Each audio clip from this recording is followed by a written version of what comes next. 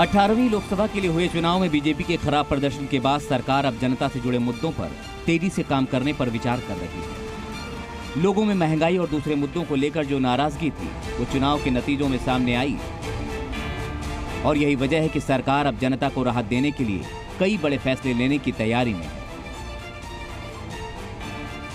खबर है कि आने वाले दिनों में पेट्रोल डीजल की कीमतों में गिरावट देखने को मिल सकती है। सरकार पेट्रोल डीजल को जीएसटी के दायरे में लाने पर विचार कर रही है। अगर ऐसा होता है तो पेट्रोल और डीजल की कीमत में 20 रुपए लीटर तक की कमी देखने को मिल सकती है। यानी दिल्ली के हिसाब से इसकी कीमत 75 रुपए प्रति लीटर पर आ जाएगी। एक दिन पहले वित्त मंत्री निर्मला सीतारमण ने जीएसटी काउंसिल की मीटिंग की थी, जिसमें वित्त मंत्री ने साफ किया था कि केंद्र सरकार पेट्रोल और डीजल को जीएसटी के दायरे में लाने पर विचार कर रही है। इसलिए राज्य सरकारों को इस बारे में फैसला लेना है और साथ ही इस पर मिलकर दरें भी तय करनी है। अभी हर राज्य अपने हिसाब से पेट्रोल और डीजल पर टैक्स लगाता है। केंद्र भी अपनी ड्यूटी और सेस अलग से वसूल करता है। पेट्रोल डीजल का बेस प्राइस अभी 55 रुपए 46 पैसे है। इस पर केंद्र सरकार 19 रुपए 90 पैसे एक्साइज ड्यूटी ले रही है। इसके बाद राज्य सरकारें अपने हिसाब से वैट और सेस वसूलती हैं। इससे इनकी कीमत बेस प्राइस से करीब 2 गुनी तक बढ़ जाती है।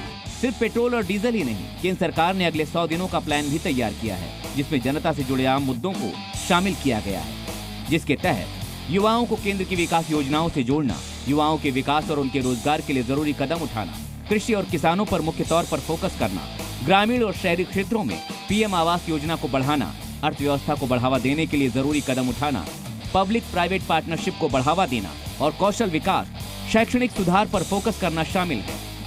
इसके साथ ही अपनी तीसरी पारी में नरेंद्र मोदी सरकार हाईवे और एक्सप्रेसवे पर जोर दे रही है। सड़क और परिवहन मंत्री नितिन गडकरी ने 30,000 किलोमीटर हाईवे का प्लान तैयार किया है। इसके लिए केंद्र सरकार से 22 लाख करोड़ रुपए के निवेश की मंजूरी मांगी गई है। इससे 2031-32 तक देश में 30,600 किलोमीटर का सड़क निर्माण होगा, जिसमें एक्सप्रेसवे और हाई स्पीड कॉरिडोर बनाने की तैयारी है। जाम से मुक्ति के लिए 4,000 किलोमीटर का हाईवे भी बनाया जाएगा। वहीं सीमा से जुड़े इलाकों में भी सड़क बनाने की योजना है। एजेंडे के अनुसार 5 साल में लगभग 35,000 किलोमीटर की नई सड़कों का बनाना है, जिसमें कि लगभग 22 लाख रुपए खर्च करेगी सरकार। इसके अलावा access speed control highways, LNG के लिए हाईवेज और ईवी के लिए अलग हाईवेज बनाने हैं। कुल मिलाकर सरकार का फोकस इस बात पे है कि सड़क पर चलने वाले को सुरक्षित यातायात मिले, साथ साथ स्पीड भी उसको मिल सके।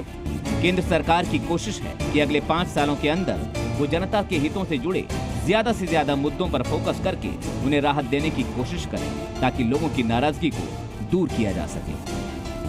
ब्यूरो रिपोर्ट, जी मीडिया। जी न्यूज़।